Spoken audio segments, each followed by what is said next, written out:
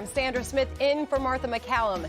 And this is the story. As millions of Americans hunker down this year for a socially distanced Thanksgiving, millions of others are hitting the road. In fact, the TSA is reporting the highest number of travelers since the pandemic began, despite the CDC urging Americans to stay home for the holidays.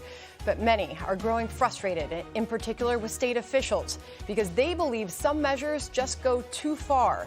For example, in Pennsylvania, businesses cannot serve alcohol on Thanksgiving Eve. The biggest day for drinking is the Wednesday before Thanksgiving. It leads to an increase in the exchange of the fluids that leads to increased infection. And in Oregon, Governor Kate Brown urging people to call the police if they see someone violating COVID mandates. This is no different than what happens if there's a party down the street and it's keeping everyone awake. What do neighbors do? They call law enforcement. And in New York, Governor Cuomo says law enforcement officials that do not enforce mandates are, quote, dictators. You don't have the right to pick laws that you think you will enforce, and you don't enforce laws that you don't agree with, right? That's not a law enforcement officer. That's a dictator. And then there is this video out of Orchard Park, New York. Business owner Robbie De Niro, defying state restrictions on gatherings, held a large protest in his gym with other local business owners who feel COVID restrictions go too far. Then the Department of Health and local law enforcement showed up, and this happened. I've lost friends, I've lost family who've killed themselves. I've seen clients die because they've lost their livelihood.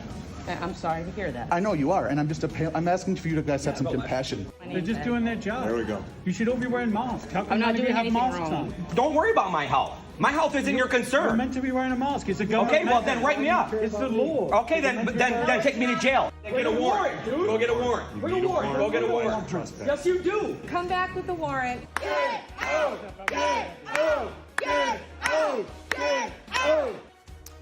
Robbie De Niro is a business owner in Orchard Park, New York, and he joins us now. Robbie, good evening and welcome. Hey, thank you for having me here. You've got quite a crowd there behind you. I'll let you tell me about that in just a moment. But what did we just see happen in that video? They're still coming in. I've got you. You're live on TV right now, Robbie. What happened in that video that we all just saw? Okay, I posted on Facebook Friday night that I wanted to get together business owners and protest and fight the lockdown that I feel is infringing upon our freedom.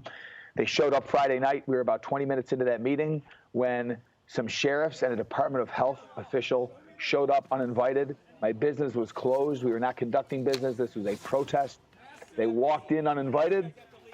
A couple of the patriots that were here with me said, hey, Robbie, there's some sheriffs here and Department of Health officials. What do you want us to do? And I said, get them to leave. And, well, the video speaks for themselves. Those patriots took it upon themselves to stand shoulder to shoulder and tell them to get out. And we were right, because if we were wrong, they would have called for backup and come back. But they didn't. They left. It is our understanding, though, there is an update to this story tonight, and the Department of Health did come knocking this evening. What happened? They did. My business is closed, just like they want me to. But I was here after hours, and the sheriffs came again, escorting a Department of Health official. I told them to get off my property. I told them that there are procedures they need to follow. This is after hours, and they have no right to be on my property without a warrant. I told them to come back. He said he wanted to deliver this piece of paper in an envelope. I said, nope, call, make an appointment. It's after hours. You can call and make an appointment. He taped it to the door. I finished kicking him off my property, and I opened it up, and it is a fine for $15,000.